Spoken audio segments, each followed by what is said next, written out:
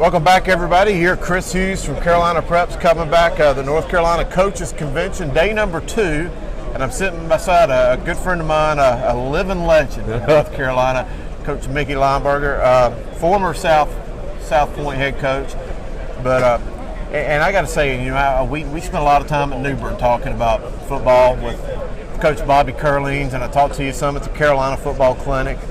And just listening to you tell stories about South Point High School, which I think is probably one of those elite blue blood schools that, you know, everybody knows about, their tradition, their standards that have been unwavering and just so good for so long.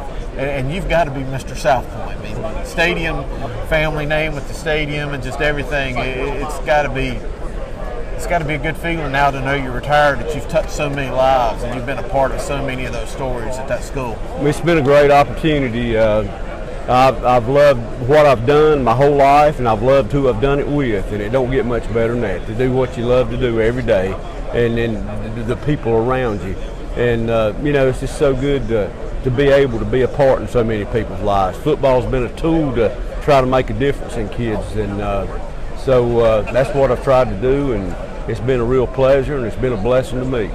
Well, you mentioned you've been at South Point for a long time as a head coach and an assistant coach, and you know, this is kind of a football business and a website, and you know, the baseball. I mean, I don't know how many games you won in baseball. It had to be hundreds. Yeah. So you've had an opportunity. But now that you stepped away a little bit, I'm glad to see you was able to step away on your own terms and going out with the state championship as well. You know, it don't get any better than that. But also, I guess, to see some of those same young men that you've mentored along the way become the new staff and the head coach. But also, talk about Coach Andrews, who went over to take over at another rival school. Right. So I guess it's got to be bittersweet in the fact that you're stepping away, but it's probably got to be real rewarding to see some of those younger guys step up and take greater roles. I felt like a long time ago that if you help enough people get what they want, you'll get what you want too. And it's nothing like watching those guys grow.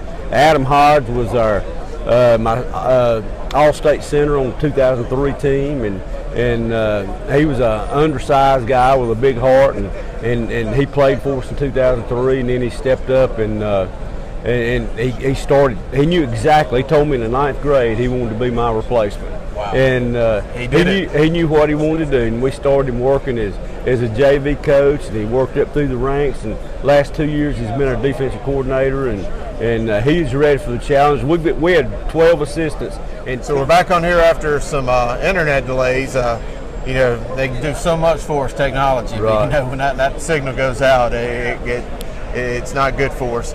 But you mentioned Coach Hodge, you know, as a 9th grader telling you he wanted to be your replacement. Right. And you got to commend the young man. He had his goals, and he told you what they were, and he went out and did everything he had to do to make that happen. And I met Coach Hodge, I think it might have been about 3 or 4 or 5 years ago when Phil Tate was the assistant coach for the Shrine Bowl. Yeah. And Coach Hodge, I mean, you know, he was Phil's shadow, and anything Coach Tate did, he was right there with him, and he really, you know, worked a lot as a scout for us on the Shrine Bowl team, and really did a lot. And I've seen him out there putting his time and effort into mowing your fields and stuff. So he really, he did all those tasks that a head coach needs to know how to do, and he really proved himself. We started him out young and told him if he wanted to do that, and that was his goal, he better go to work and learn how to cut grass, and learn some things about the weight room, and learn about handling kids, and he knew. He knows exactly what South Point football is, and he'll keep it going just fine. I feel very good about that. Right. I know you had told me at one point that at first you had thought maybe you would stick around and maybe coach offensive line, but then you told me later that you probably was going to step away because you didn't want to kind of be a shadow or overshadow what he was going to do, let him kind of establish himself. Are you still going to kind of step away, or do you think you'll be kind of there? Well, everybody I've talked to advises me to get away from it and let it be their program for a little while, a couple of years, get away and let him. I've called the plays there since 1990. I've been an offensive line coach there since 1983. and I need to get away and let them stand on their feet. I don't want to do anything to ever harm the program.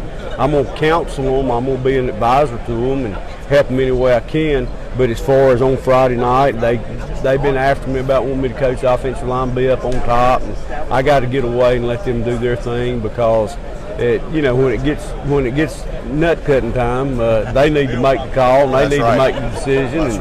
And I've just been told it'd be harmful for our program, and I don't ever want to do anything to hurt that program. That's right. I don't know whether I can live without football or not, but I'm going to try. Find out, right? 40 years. I got married on a Saturday. I moved into football camp on Sunday, and my wife never has been anywhere, and I'm going to try to go see if I can. Yep. There, Coach right there wants to say hey. Yes, sir. Where'd he go? He walked around. We'll get him back. Yeah. You mentioned, though, calling the play since 1990. A mutual friend of mine, of ours, Mark Barnes, obviously at Crest. Yes, sir. We both know him well. Mark, in my opinion, gave you the ultimate compliment because we know how good a team he had at Crest and how good a coach he was. But he said you ran your offense, and he called it the same style Paul Johnston at Georgia Tech. He said you run Paul Johnston's offense better than Paul Johnson runs it. And it said it did not matter what you did, what scheme, what changes he did. He could bring pressure, he could do whatever. He said you had a counter for whatever. He said it did not matter. And for someone like Mark Barnes to kind of give you that compliment on your coaching and your play call, I mean, I think that speaks volumes. That's a tremendous compliment. He's a great football coach, and it comes through trial and error. We'd get our butt beat and go back to work and try to figure out how to counter what somebody does to us. And it goes from playing against good people. You know, you get better when you play against better competition as a player and also as a coach. Yeah. When you're playing against people like Mark Barnes and great coaches, you better figure out a way, a counter, because you know they're going to bring what they got at you. Well, it's just us now. You can just pretend nobody else is watching. I've had coaches always say they can't stop that red bone offense, that South Point offense. What are the defensive fronts? What would bother you the most? Because it seems like you couldn't be stopped. You always scored. But as an offensive coach, what kind of defense did you not want to see? To be truthful and honest, when we first started running it, this defense would give us more problems than that one would. But after we've done it, and we've done it for 20 years, we got all those counters in place, and it's about taking what they're going to give you. It doesn't really matter what they line up in. They're still going to give you something, and you got to be able to take it. To stop it, you got to whip them up front. When we'd lose, we got whipped up front. Well, and one thing, that was my job. That's one thing that's one reason I coached the offensive line, because I didn't want to get whipped up front. Well, one thing Phil Tate told me, we got to let this announcement go. If any coach or athletic director was at the East Bay booth, could you please check and see if you picked up an iPhone that belonged to one of the vendors? It's never good. Yeah, so that I just found it. Okay. Coach Tate had told me, though, I remember talking to him, that while, yes, the offense may seem complicated and there's a lot of counters and different deception in mechanisms and different moving parts, he said your rules for your offensive lineman was very simple. I mean, they didn't have a whole lot to remember, and probably attributed a lot of that to you. Well, you got to make it simple. You got to simplify it and make it so your kids understand. We went through a whole lot. We'd work on a 43, for instance, and come game time, somebody junked that 43, and they'd go into some defense they made up to thinking that they could beat us with. First of all, that's our advantage, because they'd been in a 43 all year, and in one game they're going to come up with some great defense that's going to stop us. But they wasn't confident in doing it, but you got to have rules in place, and your kids got to know if they're here that I'm going to do this and all that kind of stuff, and it's got to stand up. And ours has been proven over time.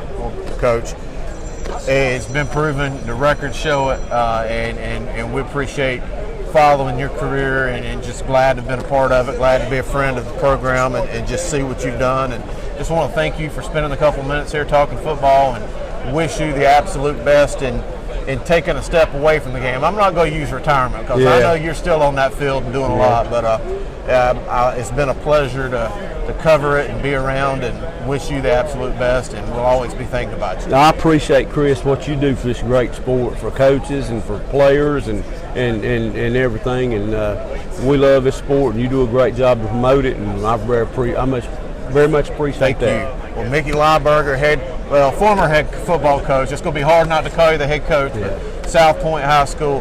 Thanks for joining us, and we're going to cut this off. Yes, Thank sir. you, sir. Thank you.